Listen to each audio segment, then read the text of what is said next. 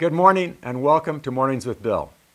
This morning I'd like to talk about something, and it's going to be hard for me to keep this into a short period of time, but something very disturbing is happening, and you need to be aware of this. Delta Dental, or Washington Dental Service, the 1st of April this year announced that June 1st they were going to drop the fees by 15 to 40%.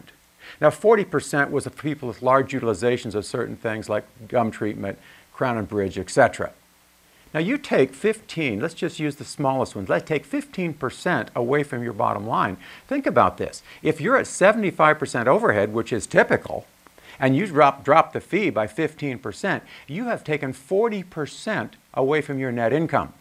I'm not even going to do the math with you on the 40% drop in fee, because as you can see, you'd be losing money on that. Now, as you know, every time we have a dental society meeting, they announce that it's not legal for us to talk about fees at the meeting. Well, that's not true, by the way. It would be illegal in violation of antitrust laws if all of you in a market area got together and agreed to charge a certain fee. That would be illegal. But to discuss fees with another dentist is not illegal, even though our dental societies keep telling us that. But now wait a minute, what about the insurance companies? Do you think they discuss fees? Do you think they're discussing how much they're going to pay their dentist? Well, isn't it a coincidence that the CEO of Washington Dental Service serves on the board of directors of the Delta companies across the United States? And last month, Idaho Dental Service decided to follow Washington and make exactly the same announcement, 15 to 40% cut in fees effective November 1st. And the dentist had 1 month to prepare for that. Now, there are two ways to prepare for this.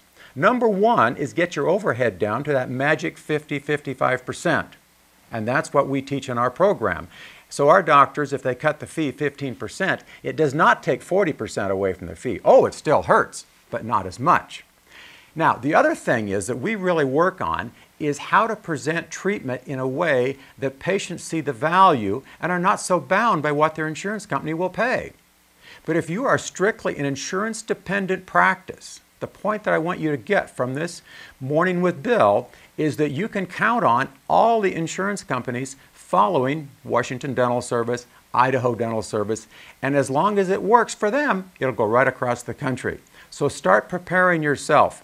Number one is overhead, and number two, improve your presentation skills in showing the value of treatment to patients without being dependent upon their insurance payments.